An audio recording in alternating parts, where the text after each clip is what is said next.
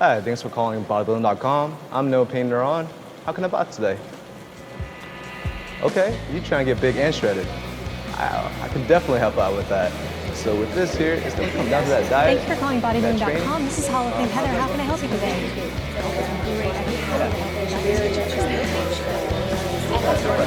So with this here, you'll be able to... Perfect.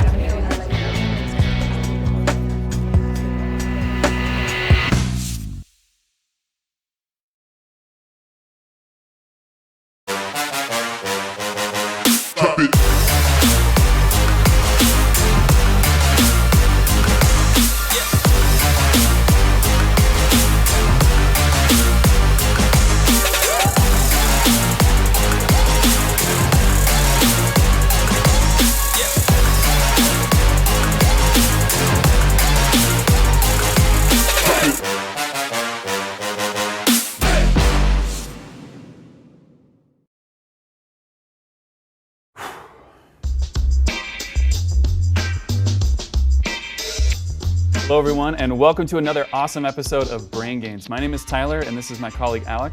I think we got a pretty good topic for you today. Alec, what are we talking about? We're going to talk about flexible dieting. And what is that?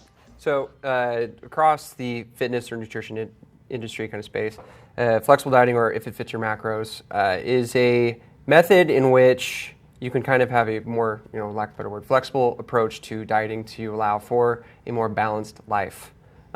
It can be used for the average Joe that's just trying to kind of get more control in life with things, or for competing as well to make your prep not suck so bad. So you can have like a lot of goals in mind. You don't have to be sticking to one thing with this diet. You can kind of spread yourself out a little bit. Exactly. This is a it's kind of a hard kind of mentality to embrace if you are kind of a little bit more on the old school way of thinking, where you just need to do clean eating, this and that. And there's definitely an approach to do a kind of a clean variation of flexible dieting, but I would say if it fits your macros, kind of gets a bad name for just eating garbage just to say you can.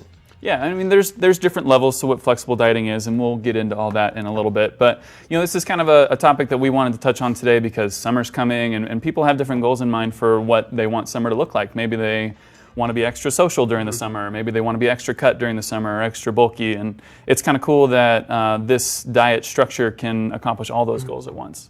And the nice thing about that as well, too, is kind of with how active we are during the summertime, if you do track your food, and if you're kind of eating the same thing every day, and whether it be just a kind of a clean dieting approach or a flexible dieting approach, is that it's the nice thing about summer, if you are trying to grow or if you are trying to lean down a little bit, to adjust your food, because I don't know, with myself, I had to adjust my food just by how active I've been in the spring, because I see the number on the scale dropping too much. But with this, yeah, it's a fun approach for those that want to actually kind of interact with everyone around them. A lot of the time when you are too focused on food, you're kind of locking yourselves away from the rest of society, and that's just not a healthy way to live. Yeah. Now, just so people kind of know where we're coming from, I don't practice flexible dieting myself. I flexibly eat junk food most days of the week. But you have actually practiced kind of the hardcore version, or the more strict version of this. Can you kind of talk about your experience with it real quick, and then we'll kind of dive into some more specifics about what it is? Yeah, so my first prep, I did an NPC show back in 2014. I did kind of a bro-y version of flexible dieting, for lack of a better word, but but this last show I did in November, I did a completely flexible dieting approach to it, where I was eating cereal every day, still do. I fit in burgers once or twice a week just because I like burgers. A lot of it comes down to what foods do you enjoy, and you just have to not be lazy with how you approach it, and kind of take the initiative to look into it and see if you can actually fit these foods in your day. Life's a fun thing to do, and enjoying food is really hard for me not to do. My fiance and I, food is an event, and that's kind of how it's been with my life. So being able to fit my fitness lifestyle and my food eating into one has been huge. A lot of it's just kind of baby steps into the flexible dieting approach. Some people kind of go gung-ho and think they need to track all 3 macronutrients right away. Sometimes you just need to do a calorie check first, or maybe just a slightly different variation, which kind of leads into what with flexible dieting, macronutrients in this case. Yeah, let's talk about like the definition of what it is. So if it fits your macros is kind of the acronym for it, the quick way to say it. What's that referencing to?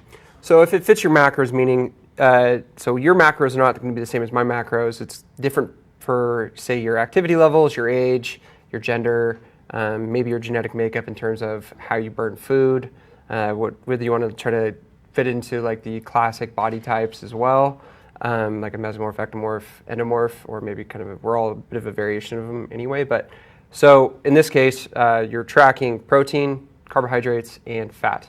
And kind of, I like to think fiber is kind of another fourth one into the mix that people need to kind of pay attention to. But in this case, it's a learning curve like most things, whether if you're not just given a meal plan like some coaches will do for clients or just people want to follow, like one of the plans we have on the site. For tracking yourself, if you're kind of doing your own work behind it, there are three methods that I would say, or three kind of stepping stones with flexible dieting that a buddy of mine who's been a really huge mentor in terms of flexible dieting that kind of enlightened me on. So there's the good, better, and best approach. So good would be focusing just on your calories. You've tracked out your TDE and your what? Your total. What is it? What's the acronym? It's TDE. So like total. Total daily expenditure? There it is. Okay. Nailed it.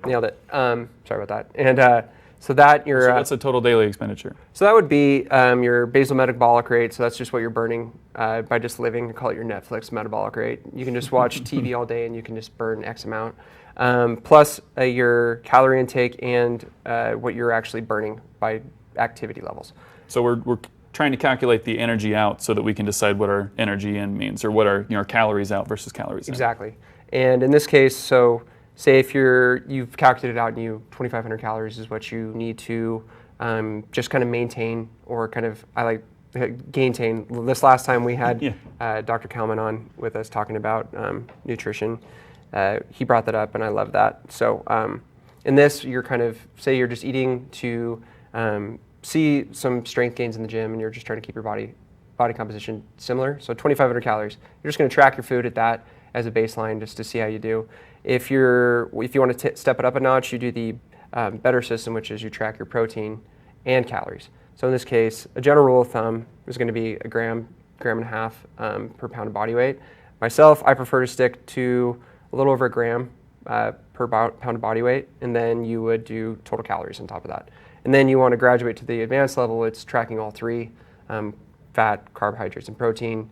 And to calculate that out, we actually have a very nice calculator on our website that tracks macronutrients from like the beginner level. It's not going to be the do-all, end-all, but it's a good starting point, and you can kind of fiddle around with it if you have a certain goal in mind with it. Yeah, so we've got a really good resource on the site, and I think the wonderful people behind the camera are going to post it on socials for you. But it's our macronutrient calculator, and you'll put in your height, your weight, your gender, and I believe goals are on there, lose weight, gain weight. And it can help you kind of break down where you need your macros to be, how much protein you need to eat in a day, how much fat, how many carbs. And then from there you can kind of start building what your recipes are going to look like, what your different meals are going to look like. Or just what you want your calorie count to be. So I think something that people didn't know, I didn't know until very recently, you don't have to track all three macros in the very beginning. It's cool that you are flexible in this diet, so that's super nice. Exactly. Well, a lot of it kind of ends up like it's going to be the types of food you eat a day anyway. And not everybody's trying to compete in a competition or try to make a huge physique jump right away. A lot of us that do that, like it's kind of a different mentality that we have. But for the general public, it's great to understand just to look at a nutrition label and how to read your food better and how to approach it in a way that you can still enjoy the food you like without sacrificing some things. So we have a question over here. Do I have to eat junk food if it fits your macros? You don't have to, but you can. So the goal is to eat nutrient-dense food and then be able to fit in kind of filler foods like that. So a lot of the hot topics would be like, hey, I want to fit a donut in my day. You can. It's not that hard as long as you kind of track around it and accommodate. Ice cream. I did that prep quite a bit. Cereal, again. I still do cereal every day when I track. I did it in prep. If you're a morning lifter like myself, cereal pre-lift is actually a fantastic idea. But yeah, you don't. It's not eat junk food, and yeah, that equates to 200 grams of carbs of my day was just that. It's just choosing the foods that you feel better at. Kind of listen to your body. If it doesn't feel good on your system when you're eating it, it's probably not something you should be doing. I would even venture to say it's almost a good idea to try out some of the sweeter things, some of the things that you really like, even if they're a little bit harder on your daily macros. I'm thinking of the study that was released by ISSN a little while back that showed that people that gave themselves those spoils, those cheats, were actually able to maintain this diet for a longer period of time than people who were really, really strict. So you don't have to indulge yourself. You don't have to push the boundaries of those macros. But it may prevent you from binging a little bit later on. That way, if I have one donut today and one donut next week, I'm less likely to come into the office and eat 5 donuts because I haven't had them in a long time, right? Yeah, no, that study that Dr. Bill Campbell came out about also showed that those who came off of I think it was like a 10 to 12 week deficit, those that the 12 weeks after, they actually gained more muscle than the study that followed a more clean approach, which was very interesting. And with this, kind of what Tyler brought up earlier is that it allows for kind of a flexible approach to celebrations with people. A nice little fun, kind of call it nutrition hack to do is if you're tracking your food 7 days a week and you know that you have something coming up on a Saturday, family get together, work party, date. I call this macro hoarding. So what you do is you hoard. Now wait, is this your term or is this the scientifically accepted term? I would say this is more of the anecdotal nomenclature more than anything. So you can't really like Google macro hoarding and find it. No, it's more of a fun kind of approach to this. So where you do, so say throughout the work week you are holding back like 20 carbs each day and like 5 to 10 grams of fat, and you want to just use them on like a Saturday. You're planning on going to just a big dinner, and you get a big steak dinner or something like that with family. No shame in that at all. In fact, at the end of the day, it's really what your weekly averages equate to. Say if your goals are to hit 200 grams of protein, 300 grams of carbs, 60 grams of fat, at the end of the week, your numbers average out to that. That's a win. So you don't need to be as worried about every day I'm going to be strict to it today. It's more of a broad brush stroke. It's a lifestyle. You take it a day at a time with it. It's easy just to, I know, like say for instance you want to burn a pound a week. You're just decreasing 500 calories from your day each time. So it's not just, oh, hey, the scale was up a little bit today. No, your body's going to balance it out, and at the end of the week, it's a more important number to look at. I think that kind of plays into why it's really important to track long-term changes in body composition, and if you're tracking weight or if you're tracking muscle, writing things down, making sure that you're charting where everything is really helpful, not just so you can see where you are, but so mentally you understand, like over the long term, maybe these little cheats aren't bad. Maybe over the long term, I can see a steady decrease in weight or a steady increase in my bench press or that kind of thing. So, well, absolutely, and you're going to notice that. So say if you track your lifts as well as track your food, if you had like sushi the night before and you notice your lifts went up, it's because you have a huge glycogen spike. So you're going to have a fun little lift session the next couple days after that. But a lot of it's just don't be hard on yourself if you happen to go over in your macros. It's not that big of a deal. You can make up for it in the long term. It's a fun approach just because you can do so much, especially with vacationing and basically just interacting with family. I know that when I prepped the first time, I was a hermit. I didn't do anything with anybody because I was afraid I would go over with my food. And I think it's once you kind of break that barrier and you're a little more comfortable with yourself, have a better relationship with food, you're going to be way more successful. Well, like we talked about before, summer is coming. People are going to want to go out. They're going to want to be social, hang out with their friends. And I know a lot of times people in prep or people who are exercising really hard feel very self-conscious about going out because they feel like they can't participate. I can't have all these beers with my friends. I can't go out to this really nice restaurant because we know restaurants use a lot of butter, a lot of salt, or a lot of things that make food taste great. But they're worried because this doesn't fit into my diet. And so this is really cool, this idea of hoarding. I can eat a little bit less throughout the entire week because on average it's going to be okay, and over the long run everything's going to be all right. And I can go out and have a good time without worrying about it, which, like I said, for summer coming up, that's the way to be. Oh, exactly. Like all the barbecues coming up, like it's too much of a fun time to just hold yourself back from certain things. I'm not saying you need to go overboard with eating, but it's all based upon what you want to do with your goals with it. Nobody's going to be telling you to do something else with it. Having said that, if you're more of a competition mindset, it's a little different approach. You're going to be choosing different foods to fit your macros, but all in all, it's an endless supply of opportunity to fit into your day. And Absolutely. We have a question about fruit and dairy products. Should they be limited if it fits your macros? No. No. Do they fit in your macros? Yes. So it's important to understand fruits are very high in carbohydrates. They have plenty of sugar in them. They're known as nature's candy for a reason. And so when you're having things like strawberries and blueberries and kiwis and whatever, they taste great because they have plenty of sugar in them. So absolutely you can have them. They're a good source of vitamins and minerals and fiber, and that's awesome. We want those in your diet. But it's just important to be cognizant of the fact that they come with them a pretty high amount of carbs. And so you have to take that into your macro awareness. I mean, like I would recommend to eat fruit, like solid fruit versus like orange juice, for instance. Yeah. Like that's going to be calorically dense. 8 ounces of that is 26 grams of sugar. And It's a lot. It's a lot. But milk is a great source of protein for your day. Greek yogurt, even ice cream for just a treat if you want to. But it's, again, a half serving, serving is like a half cup.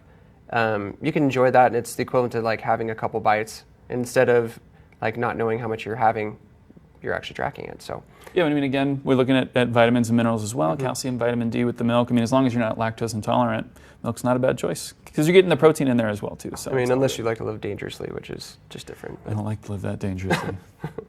Okay, so let's see here. I know we have a lot of questions here lined up, so I want to try and get through these. We want to answer these quickly, fairly.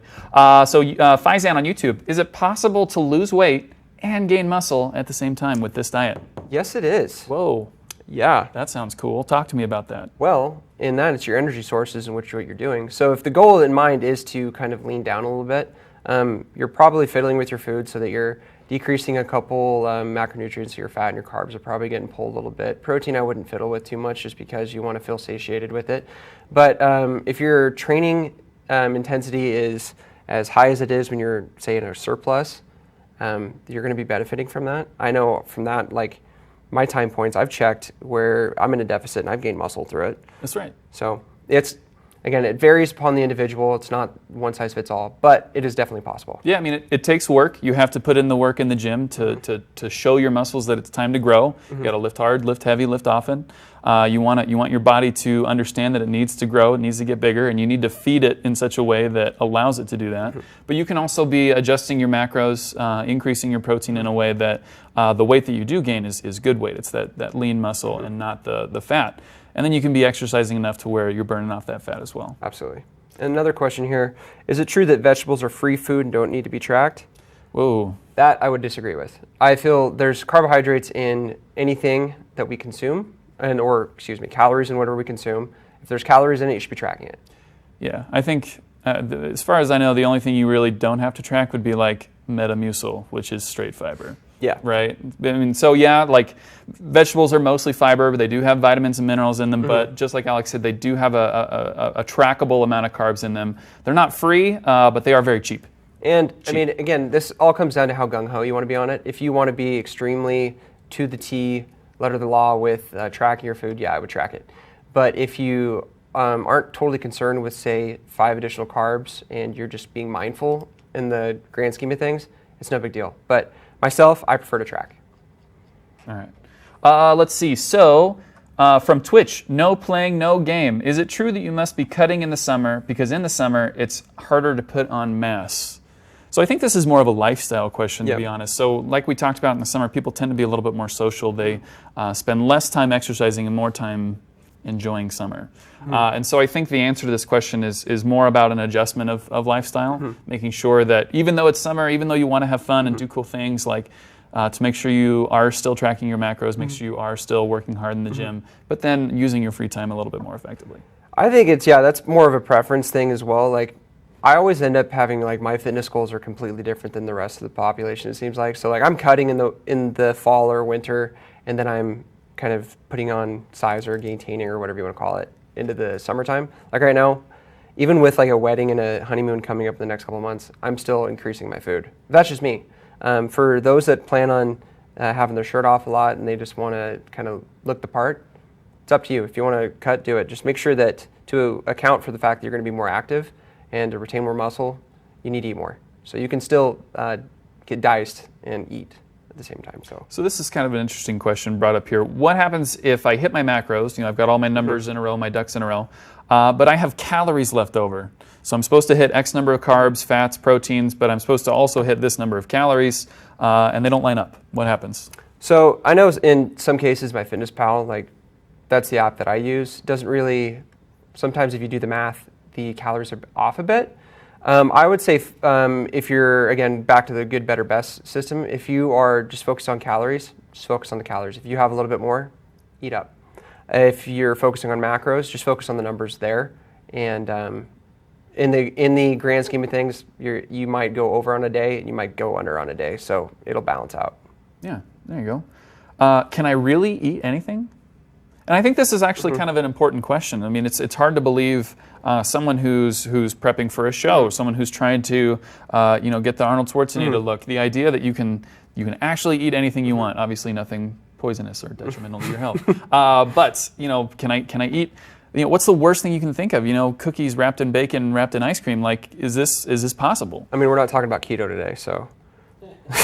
Don't even start with me. So, with the I don't know. I mean, it's like how bodacious of a lifestyle food-wise do you have? Like that you want to be ballsy enough to fit those in your day. If you can, do it. That'd be fantastic. In fact, I would love for somebody to tag us on some crazy stuff that they. Ooh, yeah, please send us that. That would be fantastic. Like if you can fit in, something unimaginable. That would be great. Again, it depends on how much you actually need to fit the fitness goal in which you're performing. I mean, you can fit, I would say, almost anything in there. Yeah. I know I've seen some of the best trainers like Alberto Nunez. Homeboy likes to eat. Oh, yeah? And that guy gets more diced than any natural bodybuilders out there that I've seen. Right. You just got to be ready to fit it into your macros over the long term and make sure you're exercising to compensate for all those calories. Right? I mean, and if you think about it, if you eat so much, like tie it to, say, like if you have a heavy leg day coming up or if you have like a high volume back or eat up, like that's what I said about cereal. It's like if you know you're going to go like have a very strenuous exercise session, or you're going to do lifts. If you have like the Chris Gethin lifestyle where he's like not like sitting still at all. No, that guy's always moving. So you can eat up and just use your food to your advantage. Excuse me. Food is a tool. It's not something to be afraid of. It's something to use to your benefit, and it'll do you good. So I really like this next question, and I think it is something that many people would be interested in. How often should I change my macros? I.e., like, how often do I need to relook at what I'm following and adjust? I mean, it's best to probably track your food and track your weight. The same time, you want to look at the same variables, like after you've lifted or after you've gone to the restroom in the morning. Just track your weight, and then from there, if your goal is to lean down and your body weight's kind of stagnating, it might be, take progress pictures, as silly as this is. You're going to see body composition to your eye a little bit too, or maybe get like a DEXA scan or have some sort of body fat check you're doing just to keep your mind at ease. Maybe you are actually getting muscle when you don't think you are. A lot of it, say if you are trying to gain weight and your weight's going down and you need to keep adding, a little bit comes into that is maybe weekly refeeds or make an adjustment every 2 weeks or so. I mean, it depends on you. Like myself, I adjust probably like every 2 to 3 weeks just to see what's going on. And these aren't big adjustments. These aren't big overhauls. No, maybe it's like a couple more carbs here, a couple less fats here. here. Yeah, it's maybe like I'm just going to add 20 grams of carbs to my day and go from there. Because, do the math, it's an extra 100 calories a day. Yeah, there you go. Okay. So this is interesting. So Pratik from YouTube asks, are there any specific recommendations for skinny fat guys? What kind of diet should I follow? So what is a skinny fat guy? I think I've heard this term before, but I don't think I've ever heard an actual definition put on it. I assume it's someone who is not considered obese weight-wise, according to BMI. Maybe they're a little taller. They're not carrying a ton of weight on them, but maybe they don't have a ton of muscle mass on them. Yeah, it would be like the BMI dream, but then secretly it doesn't really, like from an aesthetic standpoint, it's probably not there, but from the great BMI calculator, they are awesome. But for that, I would say One, track your food for like a week or two, and just don't change anything. Just track what you normally eat, and then track your weight. And if your goal is to, say, put on a little more muscle, you're gonna probably increase your protein. I think that's the biggest one. Is a lot of people they don't think they're eating as much. They think that they eat a ton, but they actually are not. You don't know until you start tracking. A lot of the people don't track their protein completely. That's the hard one. So that I would say, once you get your protein to a point where you probably should be, a nice little baseline, that's a huge thing. I'm not saying consume 300 grams of protein if you're like 150 pounds, but consume at least 150 grams just to see what's up. There you go. This is another really great question. I've been really impressed by the questions today. Ricardo asks, how do you track foods that you're not cooking? So say you go to a restaurant and you order whatever it is that you're ordering, you have no idea what's in there. What do you do? I mean, so there's a couple approaches to that. So depending upon how extravagant the dish is, if it's something like, I don't know, pad thai, or if it's like a pasta of some sort, the best bet is just to search like in whatever app you use. Most of the time, a lot of restaurants have a lot of it on there, or you can kind of look for different types that are logged that some nice souls have put into the system already. I always shoot for kind of the averages of it. If you see a really high calorie one, sometimes it's a little too much, where you see the really like, oh, somehow a plate of pasta is only 50 grams of carbs, you should probably not log that. But try to find a middle ground and go with that. But then say if you're getting a burger or like a chicken sandwich or something like that, usually you can log each individual ingredient in advance. And a lot of that comes down to is have a plan set in place when you go to dinner. Know where you're going in advance, log in advance so you don't stray from the path. You look at what you logged and just order that. Okay, cool. That's easy enough. Okay, so Faizan from YouTube asks, can I eat the same veggies every day, or do I have to mix it up always? Say that again one more time and mix it up. Do I have to eat the same veggies, or can I eat the same veggies every day? So personally, I like broccoli, but there's not a lot of other vegetables that really do it for me. So is that okay? Can I just eat broccoli all the time? Or? Yeah, if you're a creature of habit, do so. I know I eat probably the same lunch at work every day. The only thing I really change is the hot sauce I put on it.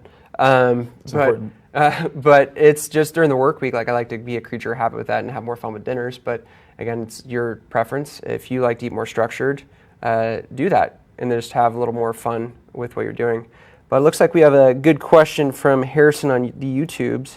Okay. If your sugar is extremely high, but you are still eating in a caloric deficit, is this going to affect fat loss? Yeah, so this one's kind of fun. There was I don't know if I want to call it a study, but there was a professor out in the Midwest not very long ago that wanted to test this. He wanted to figure out how closely tied to caloric intake your weight is. Not looking at macros, not looking at sugar or fat intake or protein intake, straight calories. And so he figured the best way to look at this would be the worst way. I'm going to only eat Twinkies and Ho-Hos.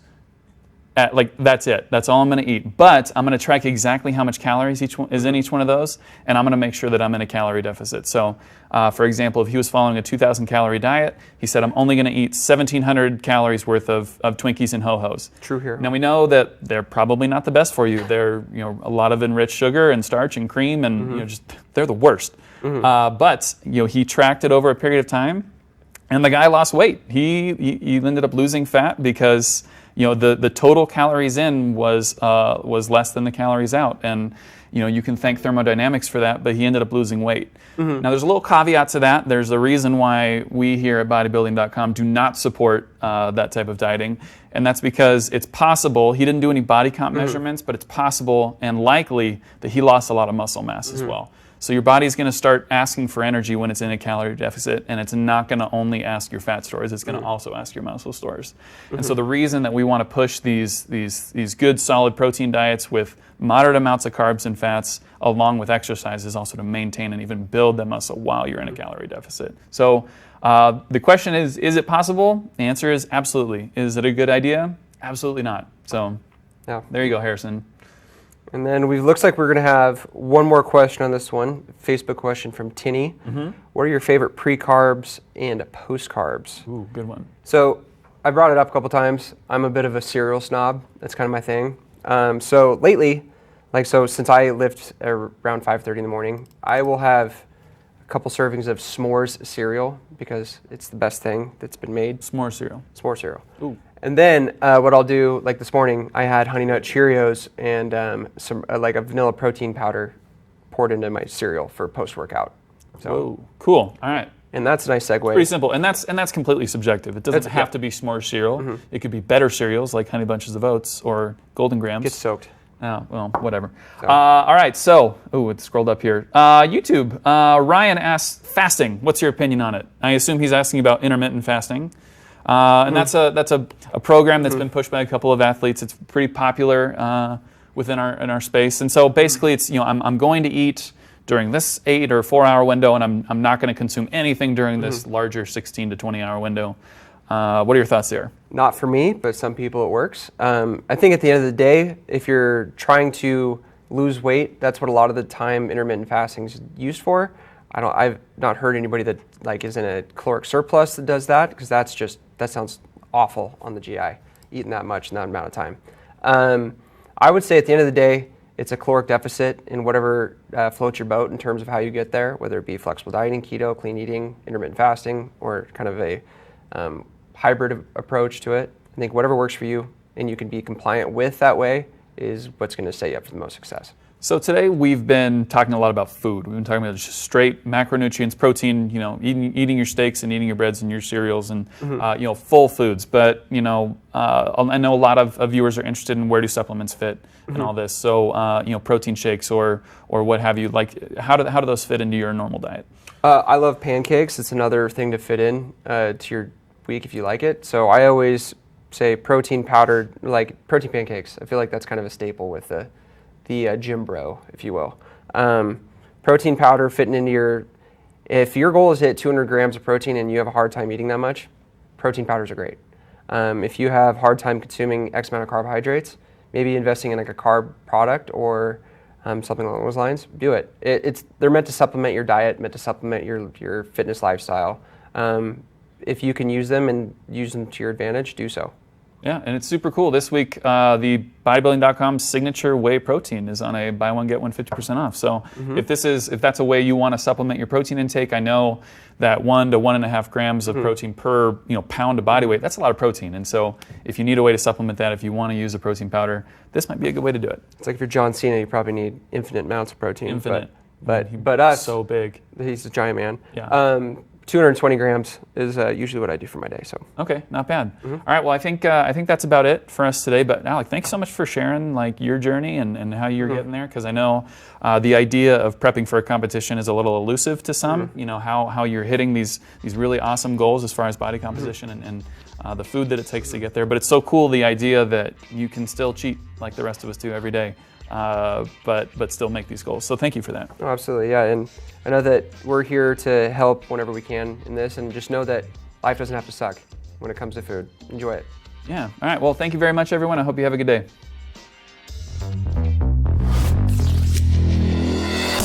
Bring that intensity! Come on! This is your workout. Bring me what you got. Hit it! We're going to be supersetting biceps, triceps, and forearms and getting the most out of each one of these workouts.